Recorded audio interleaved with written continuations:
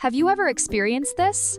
You're playing an online game, you see a stunning, stylish female character, her gear is glowing, her moves are lethal, but then she opens her mic, and out comes a voice so deep it vibrates your desk.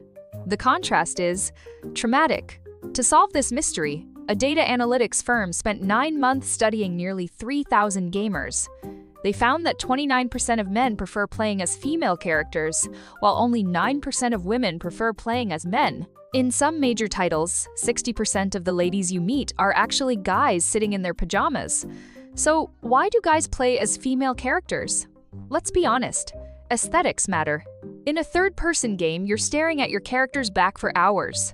Would you rather stare at the broad, sweaty shoulders of a bearded barbarian or a sleek, elegantly designed heroine?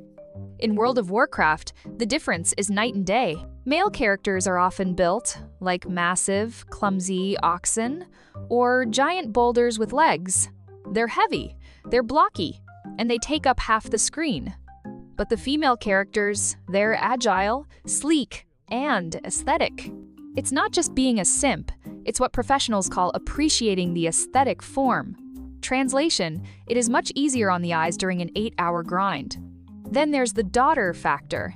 With advanced character customization, many guys spend 3 hours meticulously sculpting a female character. They aren't trying to be her. They're raising her. It's like a high-stakes version of Tamagotchi. You give her the best armor, the rarest pets, and the coolest skins. You're not a gamer, you're a proud digital father showing off his daughter's graduation photos.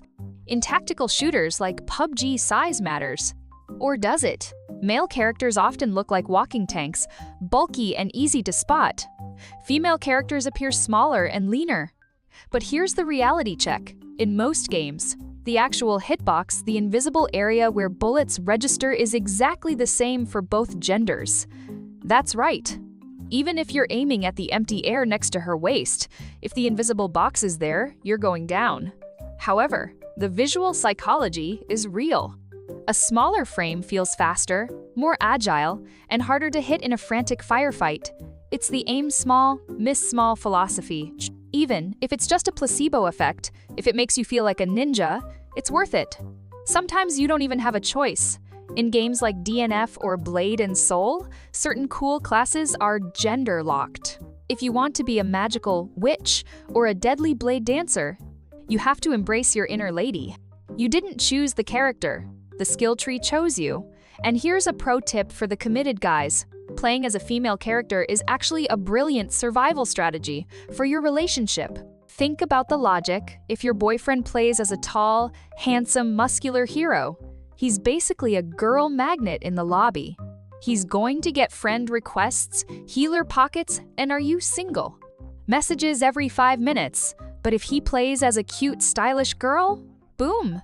To every other female player in the game, he's just a sister. He's a bestie. He's zero competition and zero romance. By choosing a female character, he's essentially wearing an anti-affair armor. He's not out there hunting for a virtual romance. He's effectively invisible to the enemy. And yes, we have the Special Ops group.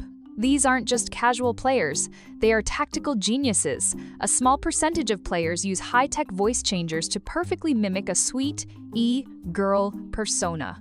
Why? Because in the world of gaming, a cute girl is basically a VIP pass. They use this disguise to charm thirsty teammates into sharing their best loot, or to get a high-level simp to carry them through the hardest raids.